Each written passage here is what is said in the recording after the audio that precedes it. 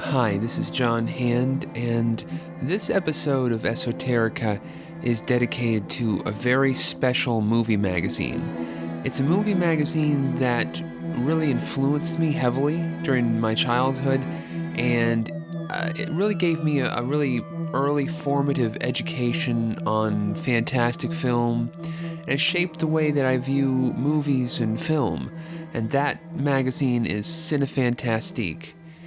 Cinefantastique, a really wonderful magazine. Now, I I don't know how many people out there can remember before the internet, uh, BI before internet, but in the 80s and 90s when I was growing up and those early formative years, if you were a film fan, if you were a monster kid, a growing horror sci-fi young film fan, you know, there wasn't the internet. There wasn't a way to keep plugged into the pipeline.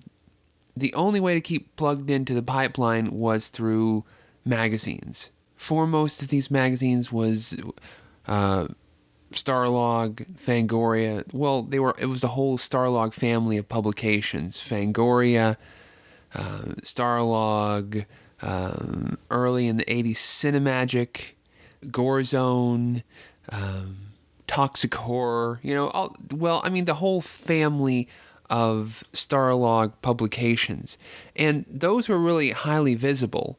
But also, there were publications like Cinefantastique, which had a much smaller publication. They began very on the low end with just 1,000 subscribers, and then in the 80s and 90s, in their heyday, they bloomed to a little over 30,000 subscribers. So they were a relatively small publication. But Cinefantastique was different from almost all the other publications in that it took a very serious, some would say pretentious, view of films. The magazine was the baby. It was the brainchild of publisher Frederick S. Clarke. And growing up, I had no idea who Frederick S. Clarke was. The magazine itself seemed kind of anonymous, and it seemed like it was something that was coming out of Hollywood. As a little kid, I treated Cinefantastique like something, like it was like it was like the Hollywood Reporter. To me, it was like the Hollywood Reporter of fantastic movies, of horror and sci-fi films. But it was the baby of Frederick S. Clarke, and it was not coming out of Hollywood. It was actually coming out of Illinois. This, as I said, this whole magazine was the work of Frederick S. Clarke. He had publishers. He had a lot of contributors over the years.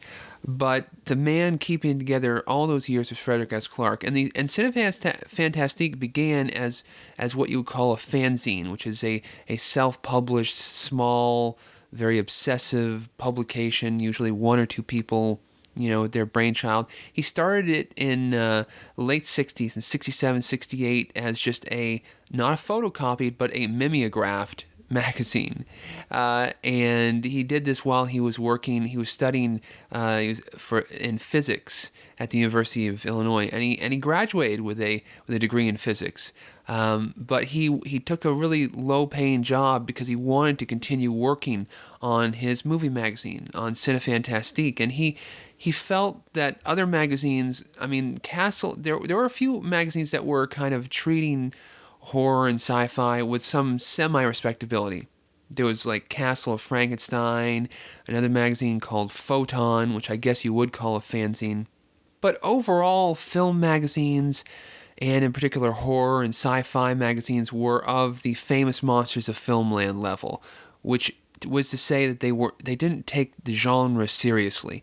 And Frederick S. Clarke was fond of talking the sci-fi and the horror genre, speaking of calling it the genre, and he even hated the term sci-fi. He thought that this was a belittling term. That he was one of these old school people, that just did not like that. It was science fiction, and if you didn't know who there's been quotes where he said, if you don't know who Ray Bradbury is, if you don't know what the Twilight Zone is, if you don't know who Kubrick in 2000 is, I don't want to talk to you. He took this stuff very, very, very seriously. So very soon, in the early 70s, he started publishing Cinefantastique, big in these big full color issues, and it began to take off. It began to bloom.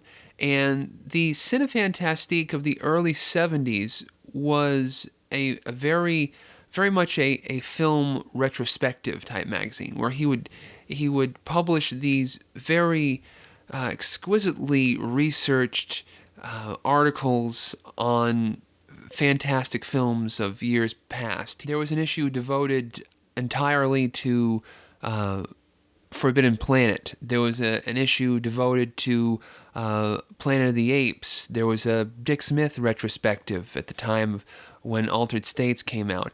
And it began, this magazine was so important in the sense that it was treating these films in such a reverential, serious manner. It was totally unlike anything out there, really. And so the magazine's popularity began to bloom, and it just kept getting bigger and bigger, and it evolved into the late 70s and 80s Cinefantastique, which was less of a retrospective.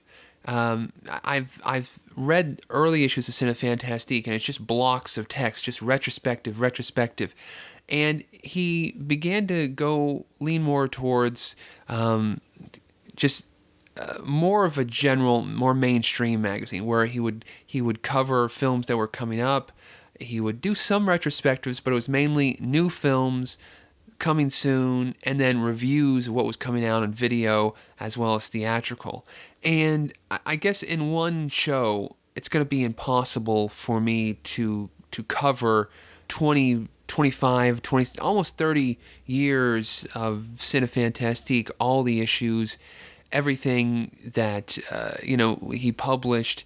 I guess I can start with covering what Cinefantastique was about, the contents of the magazine, and why I love it so, with the first issue that I got.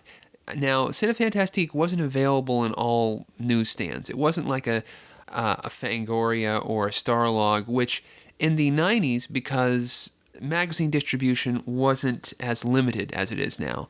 Magazine interest, right now you go to a supermarket and basically you can find, some stupid video game magazines. You can find, Women's Daily and that crap. You can find some, Soldier of Fortune and some, Bow Hunter magazines. You can find just junk and garbage.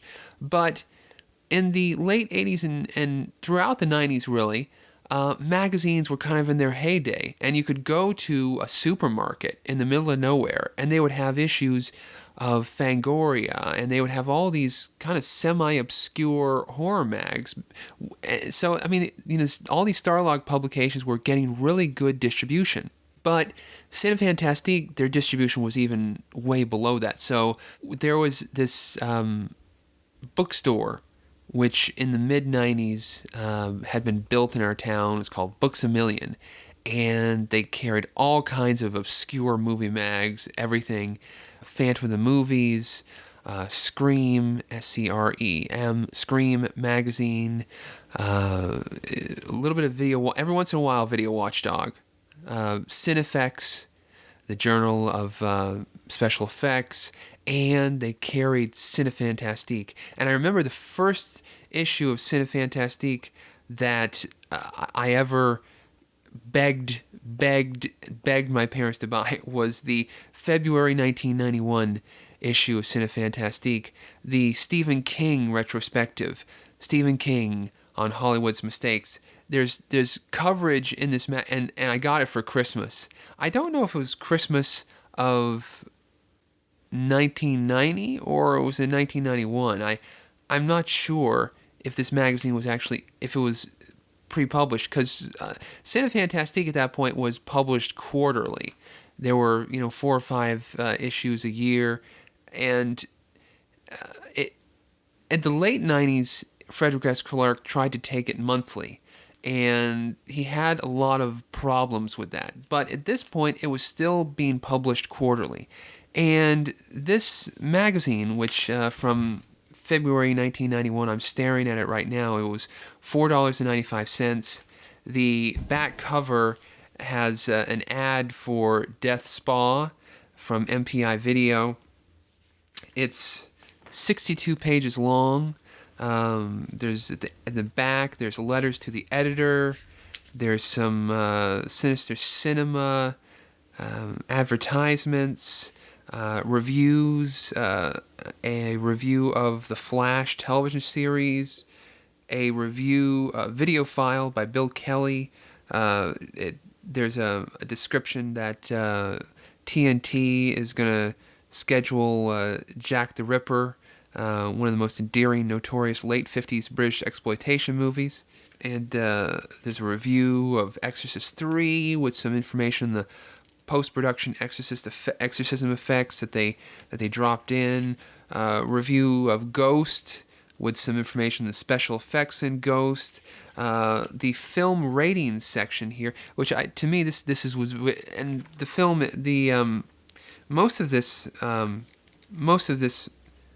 the back pages are in black and white, but then there's also some full color. The Stephen King section, retrospective articles in full color, and it covers pretty much every adaptation of Stephen King, from the earliest adaptation in the 70s, Carrie, all the way up to the late 80s with Maximum Overdrive and Pet Sematary, and It. There's a big section devoted to It and Graveyard Shift. The reviews, Tom Savini's Night of the Living Dead remake, Flesh Eater is reviewed, 12:01 p.m. is reviewed. That short Jonathan Heap Showtime film, 30-minute movie with Kurtwood Smith. Remember that? Remember 12:01? The fact, kind of like Groundhog Day. It was about a guy who was continually reliving his life. And that was covered in this issue. And there is a table with the film ratings. These aren't films that they've reviewed. It's just films that are coming out. The Witches, Wild at Heart, Total Recall, Tales from Dark Side, the movie, Star Trek, The Next Generation, also TV shows, RoboCop 2, Problem Child, Pacific Heights, Night of the Living Dead, Night Angel, Jungle Book, I Come in Peace, Hardware, Gremlins 2, Graveyard Shift, Ghost, Frankenhooker, Flatliners, The Flash, Fantasia, Exorcist 3, DuckTales, Dick Tracy, Death by Temptation, Darkman, and Arachnophobia. So it totally there. Oh, and the Stephen King section is so it's so comprehensive. It goes over. It even covers The Apt Pupil.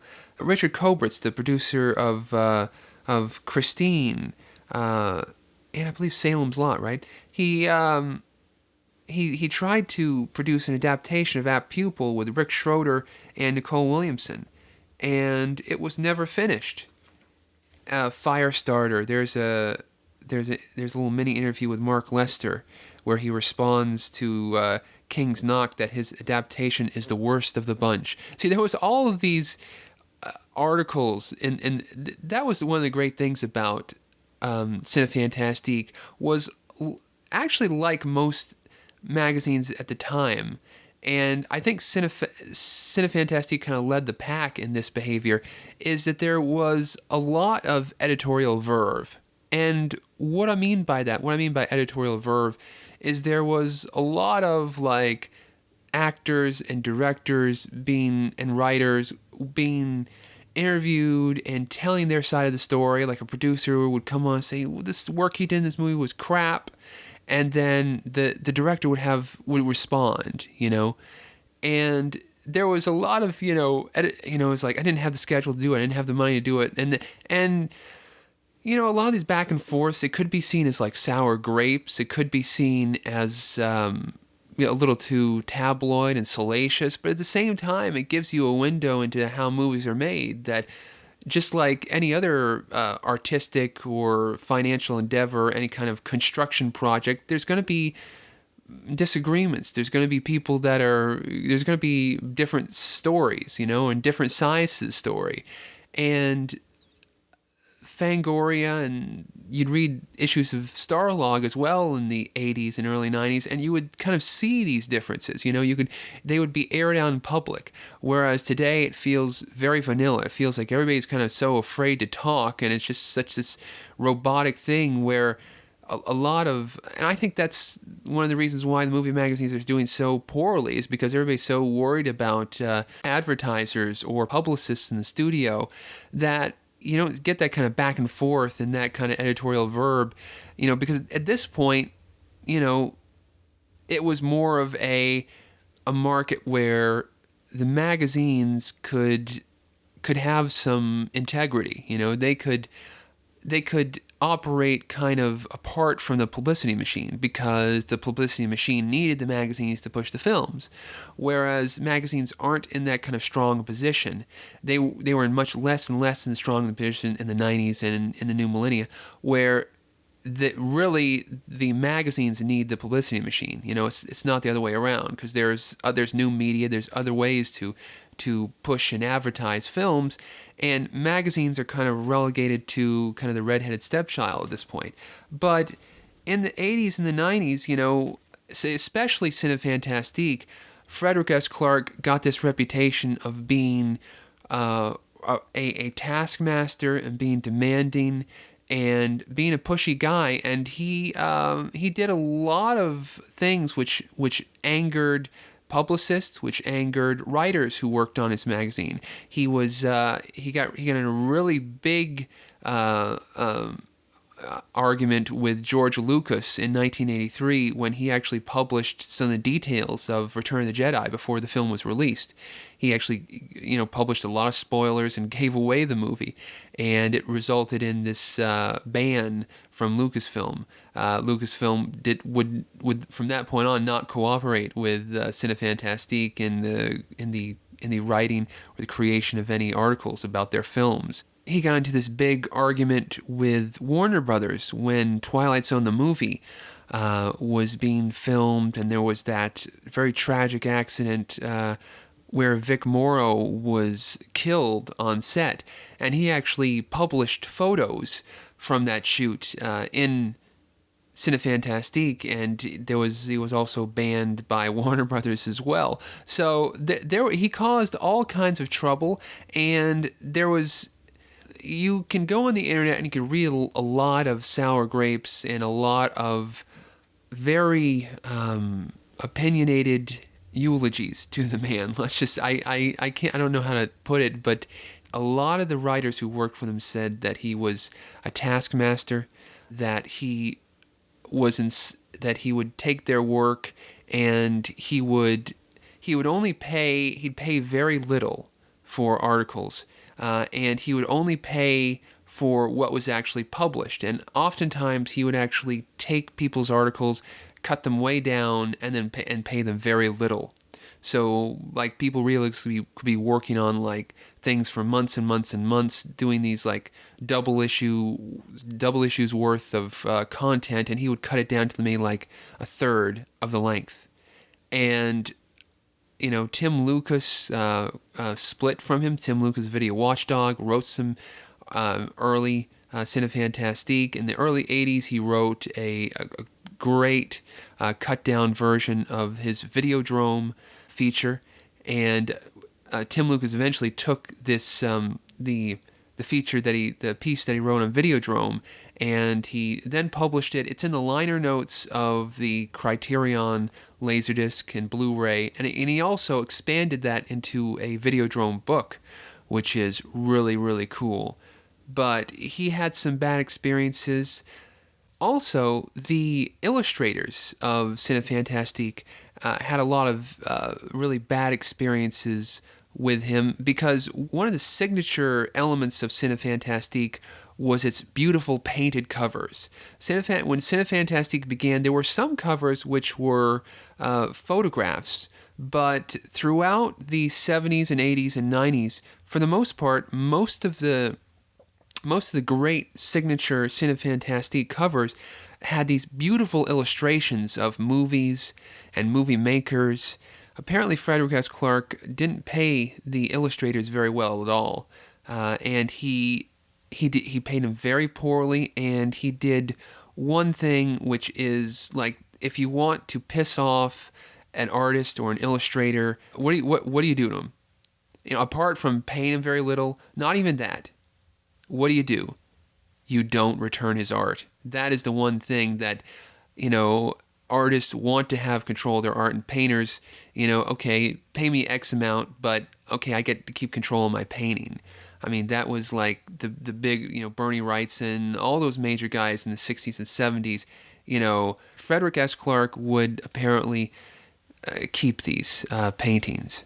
And the paintings he kept in his own possession, and a few years after his death, they were actually auctioned off by profiles in Hollywood for I'm not exactly sure how much money his estate actually received from that. So for me, I don't like to speculate on that, because I'm sure there's two sides to every story, and I just make mention of that there are articles on the internet, and there are people who worked with Frederick X. Clarke who can attest that he was a taskmaster, that he had a personality and a drive, but even people who have negative things to say about him will say that he was obsessed with this magazine. He was obsessed with Cinefantastique. He would go to sleep at night thinking about Cinefantastique. He would wake up thinking about Cinefantastique. He started this magazine out of his parents' house, out of his mother's house in Illinois, and it grew and grew and grew, and then he eventually, in the 80s, got an office building in Illinois and built the offices for Cinefantastique, not in Hollywood, not in New York, not on the East and West Coast, but in Illinois. And I never realized as a kid that it was this. And to me, hearing the stories of people, which, as I say, can be true or untrue, and I in no way do I attest to any of the authenticity of these Cinefantastique stories of what people have to say about Frederick S. Clarke. They could be completely untrue. So I make that disclaimer immediately, that those sentiments about Frederick S. Clarke are not my own. They're someone else's that I have read third hand, and they can be completely incorrect. But even if they are true, to me it doesn't diminish my love of the magazine. And again, as I said, it started with this February 1991, volume 21, number 4. This always used to make me angry, because there were like always constantly changing volumes and constantly changing numbers. And by the mid-90s, they got rid of like this February 1991, it displays the year. But this one, I have another one, a great issue. This is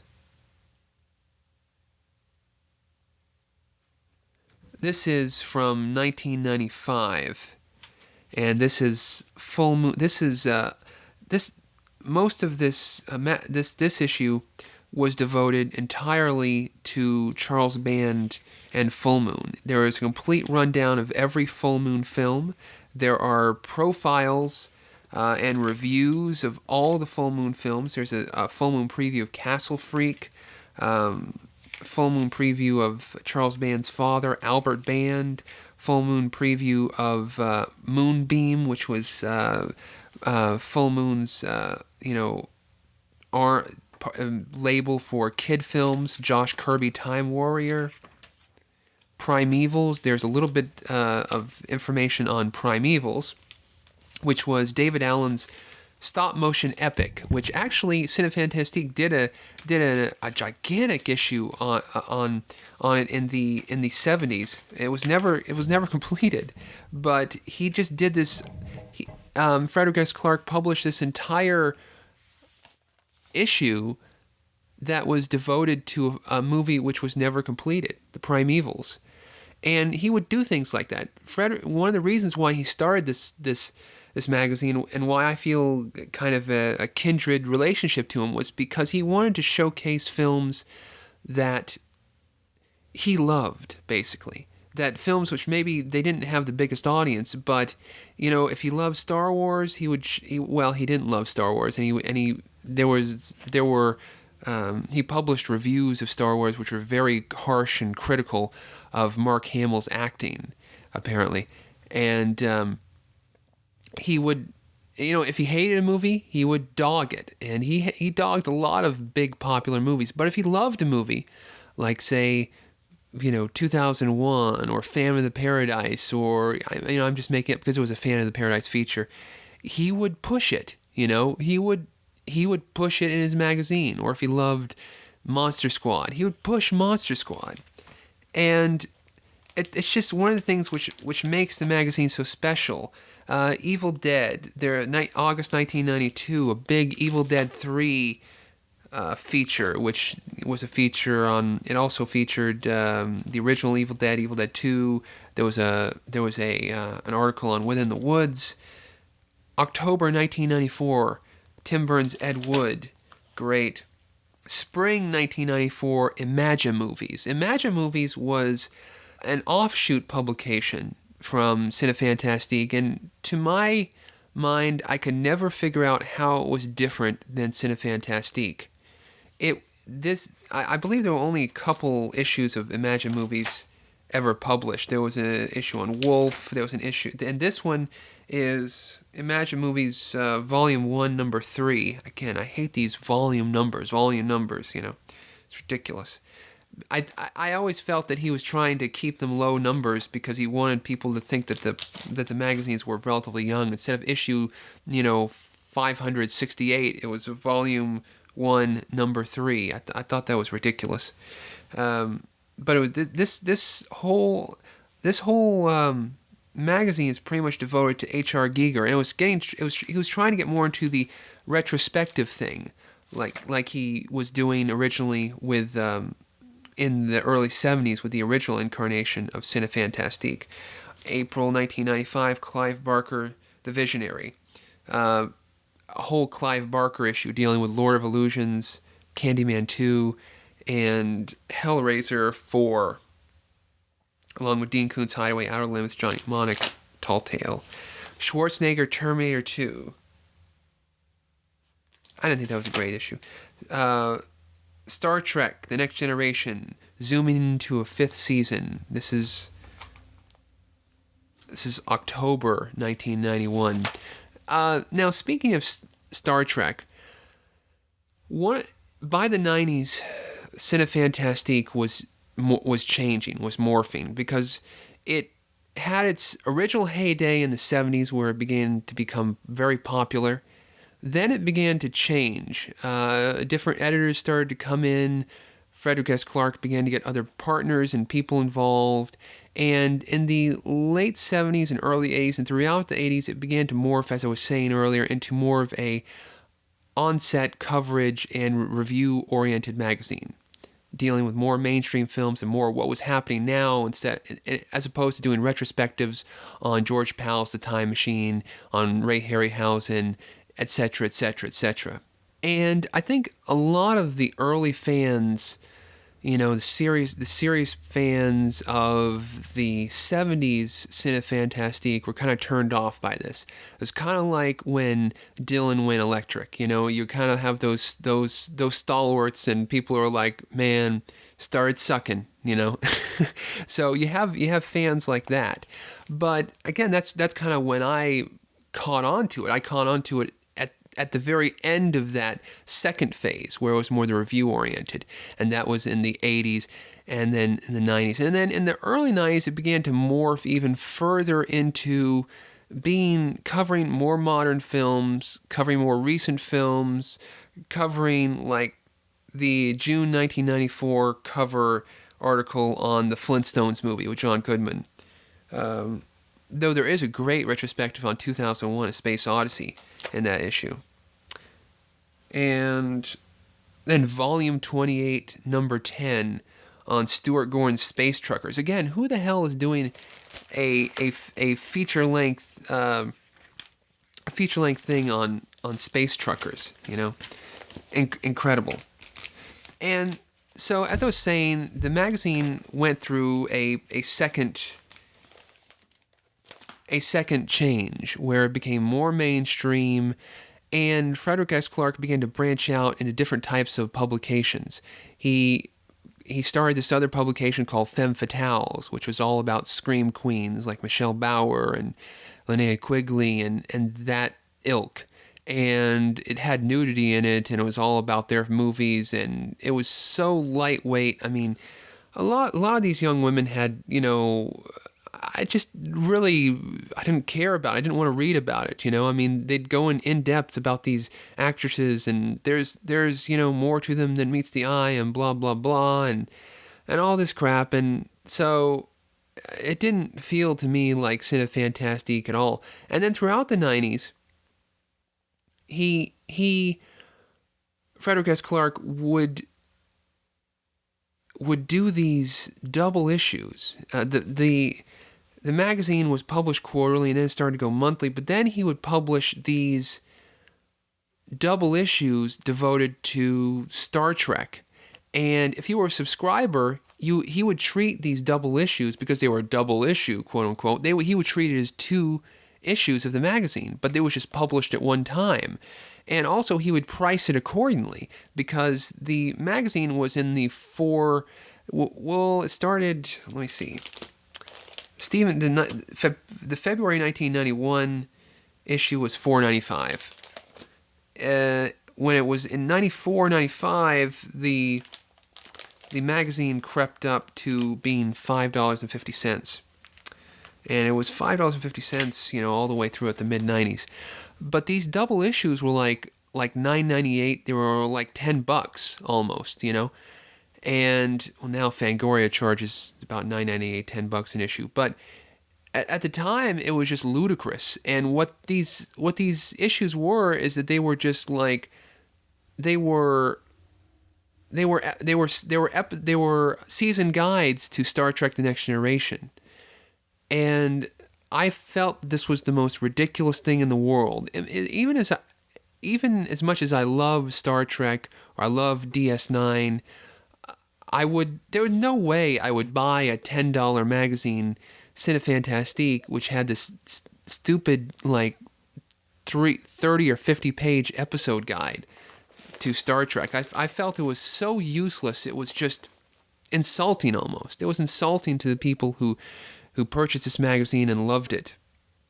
But according to Frederick S. Clarke, according to what I've read online, those magazines sold very well, because they had a built-in audience of Trek fanatics who, remember, in the 90s, most of them, I would say, didn't have the internet, didn't have a way to get episode guides. So episode guides for, you know, horror and sci-fi shows like the X-Files and Millennium, they took up a large part of Fangoria and Starlog, and they took up an enormous part of Cinefantastique. But they angered me because they kind of robbed me of issues. So it was just very disheartening for me.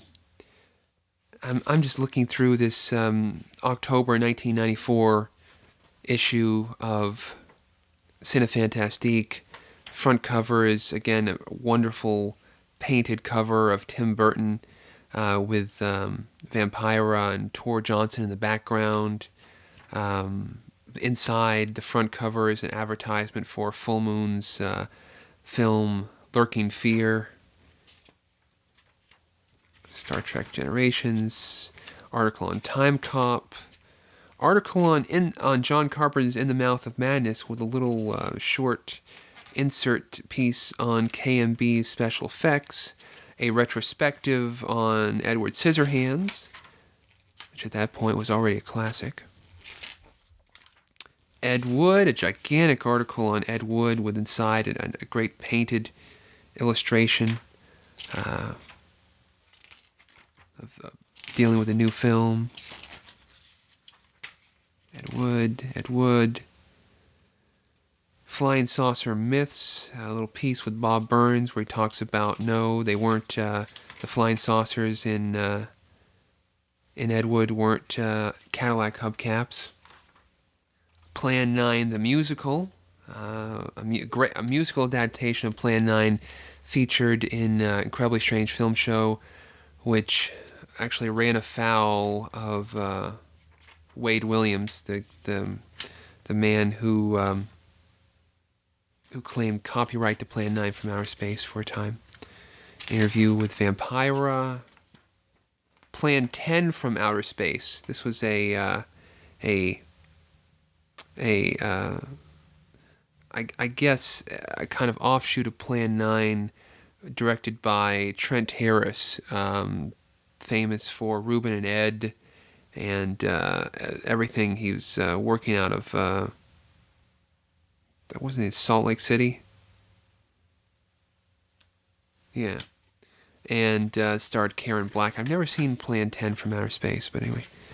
Stargate, Alien Nation, Dark Horizon, and the follow-up, the TV movie follow-up to Alien Nation.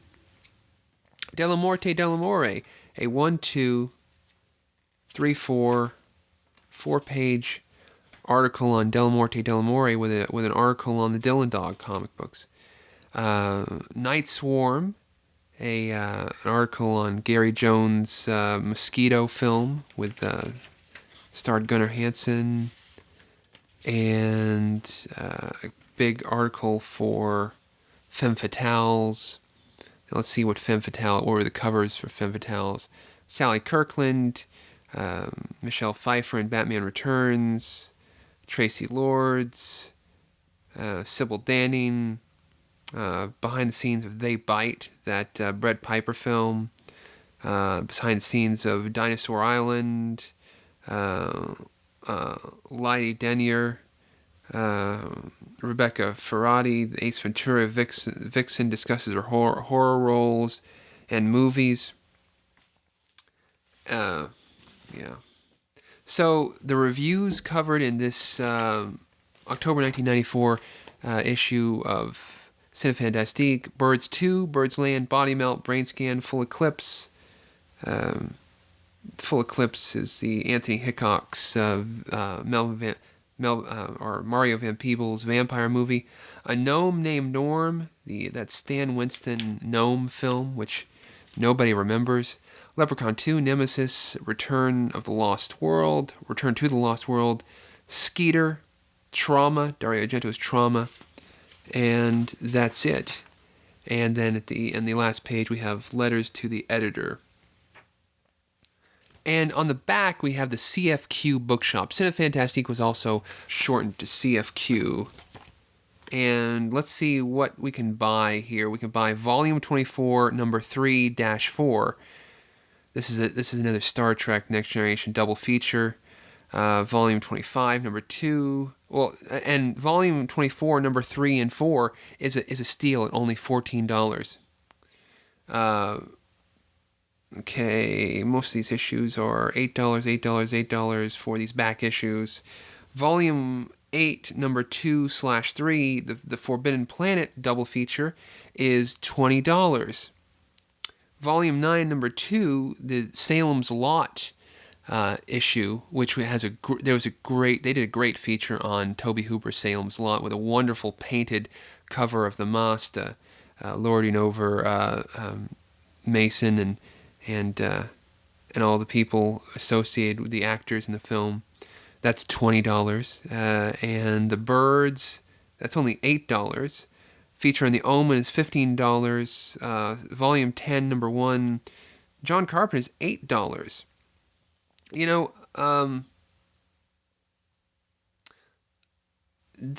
one thing that Frederick S. Clarke was accused of with these back issues is selling reprints as first editions, and that pissed off some people. Again, I'm not sure if he did it. Again, I am no authority, and again, you can take my disclaimer with a grain of salt that I have no idea if that is correct or not. It's just people who are maybe they are still first editions. Maybe there are different pressings.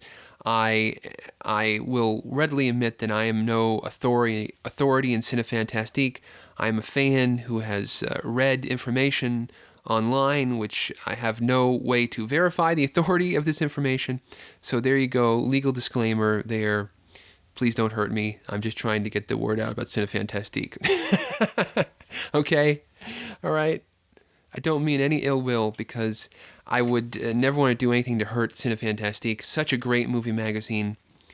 But as I'm kind of getting through the early 90s, late 80s, early 90s was kind of the heyday, and it really began to slow down, and he tried to diversify, as I said, do femme fatales, do other magazines, do the Star Trek double issues, but it just, there were a lot of problems, and by, the late 90s, 2000, Frederick S. Clarke, he'd gotten married, he'd had a shift in a different way in his life, and he committed suicide in 2000.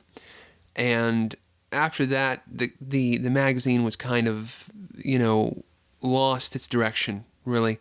There were other people that came on. They tried to keep it going. But, even by the late 90s, Cinefantastique had already been going. It was being published on a cheaper stock. They were going full color, but it wasn't that great glossy stock from the early 90s.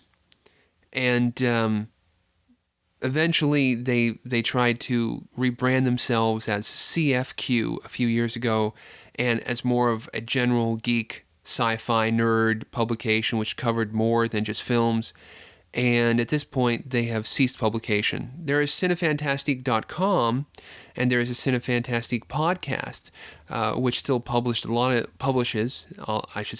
currently a lot of great information on sci-fi and fantasy films.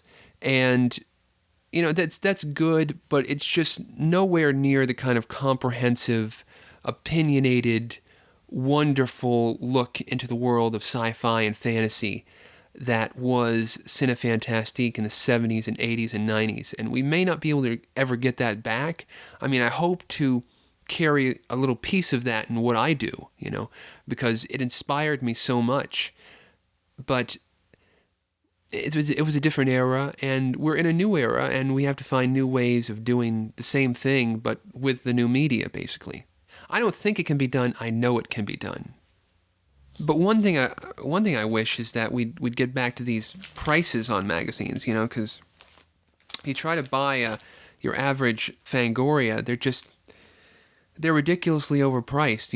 I think $5 is still a good mean point, a good average point. Magazines should be they should be in the $6 to $7 range. When you go up to $9, $10, you get to a rather sizzle point for me personally, where I'm not interested in purchasing it, But at the same time, I do, a good Rue Morgue though is just in some ways just as great as these Cinefantastiques. I love what Rue Morgue's been doing, and I love what Fangoria has been trying to do under its new editor with trying to get that really do these great retrospective articles and devote covers to Kiss and things like that, and just do try to shake the boat up a little bit. I think that's what needs to be done. But there's something about paper magazines that I still love. Websites are great, PDFs are great, iBooks are great. But I'm just sitting here, I'm looking at a folder of all my old Cinefantastique issues that I bought over the years. 1, 2, 3, 4, 5, 6, 7, 8, 9, 10 issues here. I was a relatively poor kid, and I had to spend all my money on the Fangorias and Starlogs and Gore Zones. And very was able to buy all of the Cinefantastiques, nor did I really want to, because there were some weak issues in the 90s that I would just read in the store and then decide not to buy. But as I was saying, I mean, the digital copies are great, digital magazines are great, but it's just like, this is a paper magazine, it's in this binder, the hard drive's never going to crash, this magazine will never be corrupted unless it is folded, spindled, or mutilated, or dropped in water. And, I'm never going to have to defragment my magazines, I'm never going to lose the file format in order to read my magazines. So, in some ways, it has an advantage. But, I mean, if there was a Cinefantastique, a digital version at $5, I might buy it. I might buy it, Just great issues. I remember The Rocketeer, August 1991. I bought this in Vermont when I was staying with some relatives in Vermont. And I remember in Vermont, this was in the early 90s, and there were a lot of in supermarkets, they would be just filled with magazines, because I think in those rural areas in Vermont, people they were hungry for something to read, so it was just full of paperbacks and magazines and all kinds of really obscure horror and sci-fi magazines, like on the Starburst level, or magazines like that. This August 1991, the cover story's on The Rocketeer, with a very bad illustration of Billy Campbell. But Bill and Ted Go to Hell, Child's Play 3, Terminator 2, very short information on Terminator 2. But the gem of this issue is Horror's James Dean, tragic director Michael Reeves. It's a Michael Reeves retrospective on the 3 films that he made during his life. And he made The Sorcerers and Witchfinder General, and a.k.a. The Conqueror Worm. And some great, great pictures of Michael Reeves, and a lot of great stuff. So again, I'm reminiscing. I'm very nostalgic here. This is kind of a trip down memory lane. A lot of memories. A lot of years go by, and I guess I can, box up these memories, keep them in a special place, and move on. But the spirit of Frederick S. Clarke and the spirit of Cinefantastique really inspires me, and I hope it inspires you. So, thank you for listening to my love letter to Cinefantastique. Have a great day.